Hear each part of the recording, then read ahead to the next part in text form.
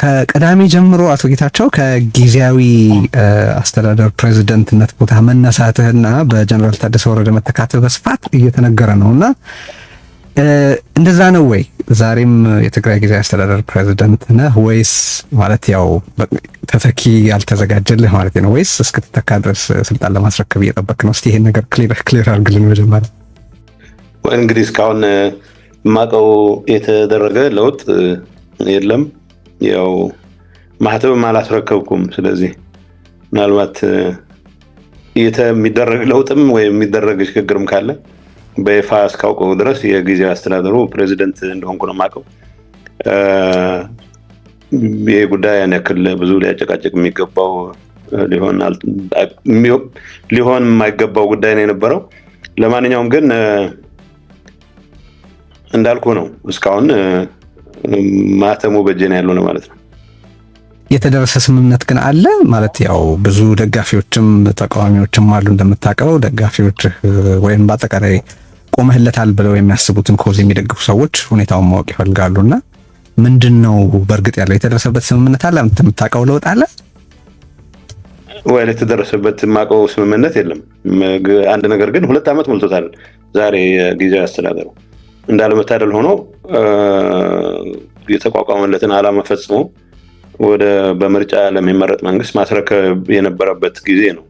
እርግጥ በተቋቋመበት ደንብ መሰረት ሌላ ተጨማሪ 6 ወር በፌደራል መንግስቱ ካቢኔ መራዘም ይኖርበታል።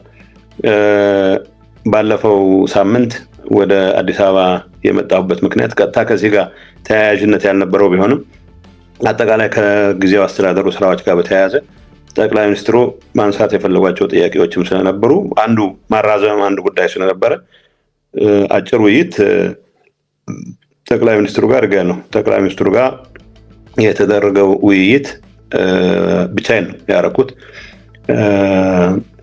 ባደረግነው ውይይት የ2 ዓመት 6 ወርም ባይዶ ነው እስከ ምርጫም ሊሆን ይችላል አላውቅም። ዝርዝሩ የፌደራል መንግስት አዋጅ ላይ የሚመሰረት ነው የሚሆነው ይመስለኝ። መራዘም እንደሚኖርበት የጊዜያዊ አስተዳደሩም ቀጣይነት እንዲኖረው ፈቃደኝነት እንዳለ ብቻ ሳይሆን የ2 ዓመት ጉዞውንም በዝርዝር አይቶ ሪቪው አድርጎ ቀጣይ አቅጣጫዎችን በሚመለከት ለውጥ ያስፈልግ እንደሆነም ለውጥ የሚደረግበት በአንድ ወይም በሌላ መንገድ ግን የትግራይ ጊዜያዊ አስተዳደር ያልሰራቸውን ስራዎች ማጠናቀቅ የሚያስችሉ ተጨማሪ እድሜ በሚያገኝበት ጉዳይ ላይ እንደሚመከር እኔ ባለሁበት እንደሚመከር ነው የማውቀው። ስለዚህ ከዛ በኋላ ጠቅላይ ሚኒስትሩ እንትናን እንዳገኘው አውቃለሁ። ሌላው የቲፒኤልኤፍ በዚህ ጉዳይ ጉባኤ አድርጌያለሁ የሚለውን ወገን ወኪል እንዳገኘው አውቃለሁ። ባገኙበትም ወቅት ተመሳሳይ መልእክት እንዳስተላለፉ ነው የሚገባኝ። ከዛ ውጭ እገሌ ይሁን እገሌ አይሁን በሚል ጉዳይ ላይ እስካሁን በበኩሌ የሰማሁትም ነገር የለም። ይሄ ሂደት ወይ በድብቅ ወይ በምናምን የሚደረግም ነገር ስላልሆነ እንደሚወራው ገሌ የሚባል ነገር ካለ ያው በይፋ እስከሰማው መጠበቅ ነው የሚሆነው። በነገራችን ላይ እንደዚህ አይነቱ ነገር ርዕስ ሊሆን የማይገባው ነገር ነው የነበረው። ገሌ ሆኗል ገሌ ተሾሟል ከተባለ ያው ይሾማል ማለት ነው። እንዳልኩ እኔ እስካሁን ከጠቅላይ ሚኒስትሩ ጋር ያደረኩት አጭር ውይይት ከዚህ ጋር የተያያዘ ነው። የማራዘሙ ጉዳይ ያው የህግ ስርዓት ያስፈልገዋል። መውጣት ያለበት ደንብ ይሁን አዋጅ መውጣት ይኖርበታል። እስከዛው ግን የጊዜያዊ አስተዳደሩ ፕሬዝዳንት እኔ ነኝ ነው እያልኩ ያለሁት። ብዙ በዚህ ጉዳይ ላይ ብዙ መጨቃጨቅ ያለብን አይመስለኝም። እሺ፣ በቅርቡ ሸራተን በሰጣው መግለጫ ላይ የተነሱ ነጥቦች አሉ በጣም ያነጋገሩ ዛሬ ላነሳ የምፈልጋቸው። ግን ከዛ በፊት አዲስ አበባ ሸራተን ላይ በሰጠው መግለጫ ላይ ወደ አነሳቸው ጉዳዮች ወደ ዝርዝር ጉዳዮች ከመሻገር በፊት ከዚያ ስለ አካሄድህ ልጠይቅህ እስቲ። ማለት መቀለ ላይ መቆየትን የማይቻል ወይም የማይመረጥ የሚያደርግ የደህንነት ችግር ነበረብህ? የገጠመህ ነገር አለ? የሄድከው አሁን እንዳልኩት አዲስ አበባ የተጠራሁት ጠቅላይ ሚኒስትሩ ናቸው። በአጋጣሚ ፋንክሽን ውስጥ ባለሁበት ሰዓት ነው። እሳቸው የሀገር ውስጥ ጉብኝት ውስጥ ነበሩ። መገናኘት አለብን፣ አንዳንድ ጉዳዮች መነጋገር፣ በአካል ተገናኝተን መነጋገር አለብን አሉ። ከዛ በፊት ምናልባት እንደሰማው ይሄ ማህተም መንጠቅ ዘመቻ እየተካሄደ ነበረ። በብዙ መልኩ ይሄ ነገር እንዲቆም ተደጋጋሚ ጠይቄ ነበረ። መተላለፍ ያለበትንም ትዕዛዝ ህግን ተከትዬ ሰጥቼ ነበረ። ይሄ ሊሆን አልቻለም። በዛን ሰዓት እኔ የአፄ ዮሐንስ ሙት ዓመት የሚከበርበት ፋንክሽን ነበረ። እዛ ላይ በነበርኩበት ሰዓት ቀደም ብለው ጠቅላይ ሚኒስትሩ ነገ መገናኘት አለብን የሚል ጥያቄ ጠይቀው ስለነበረ አነሳ። ያው መሄድ ትኬት ቆርጠውልኝ ጉዞ ጀመርኩ። ከዛ በፊት እንዳልኩ አንዳንድ ደስ የማይሉ ነገሮች ነበሩ። የሰራዊት እንቅስቃሴ መቆም አለበት የሚል ጠይቀን፣ ስርዓት ኪዝ ነው ሰራዊቱ እንቅስቃሴ መቆም ያለበት። ሰራዊቱ እንደ ሰራዊት ሌላ የታለመለት ግብ አለ፣ መስራት ያለበት ስራ ይኖራል። ከዛ ውጭ ግን ማህተም የመንጠቅ እንቅስቃሴ ውስጥ መግባት የለብም የሚል ተደጋጋሚ ትዕዛዞችም ተጥሰው የሚደረጉ ደስ የማይሉ እንቅስቃሴዎች ነበሩ። በግሌ ለደህንነቴ የሚያሰጋ እዚህ ግባ የሚባል ምልክት አላየሁም ነበር። እርግጥ ከማገኛቸው መረጃዎች አንጻር ቀጣይ ሂደት በዚህ ጉዳይ ውስጥ የተሳተፉት የሰራዊት አመራሮች የኔን እንቅስቃሴ መገደብ ፍላጎት እንደነበራቸው ሰማ ነበረ። ይሄ ከእነሱ እስካልሰማሁት ድረስ ከቁም ነገርም አልቆጠርኩትም። መገደብ ምን ማለት ነው? መገደብ ምን ማለት ነው? እንግዲህ አሁን እኮ መሰለህ የጀመሩት ማህተም መንጠቅ እገሌ ትክክለኛ ከንቲባ ነው፣ ህገ መንግስት የመተርጎም ኃላፊነት የተወሰኑ የጦር አመራር ነው የሚሉ ሰዎች ከያዙት በኋላ እንግዲህ ጊዜያዊ አስተዳደሩን የመቀየር በተግባር ስራ ተጀምሯል። ግን ምናልባት ቢሮ እንዳልገባ ይሆን አላውቅም። ያው የመረጃ ሰዎች አሉኝ ያመጡልኝ ነው የነገርኩህ። እንደዛም ሆኖ ግን በይፋ በዚህ ግባ የሚባል ነገርም ሰምቼ ስላልነበረ ከምክትሌም ጋር መገናኘት ካቆም ረዥም ጊዜ ሆኖ እሳቸው ብዙ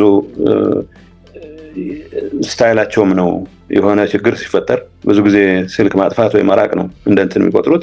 እነዛ ደረጃ ለህይወቴ የሚያሰጋ እዚህ ግባ የሚባል ነገር አለ ብዬ አስቤ አላውቅም ነበር። በማንኛውም ግን ያኔ ወደ አዲስ አበባ ጉዞ 10 ሰዓት ተኩል አካባቢ ይመስለኛል በምናደርግበት ሰዓት ኬላ እንደነበረ አላውቅም። ኬላ ተደርጎ ነበረ። እንግዲህ እኔ በአጀብ ነው የምሄደው።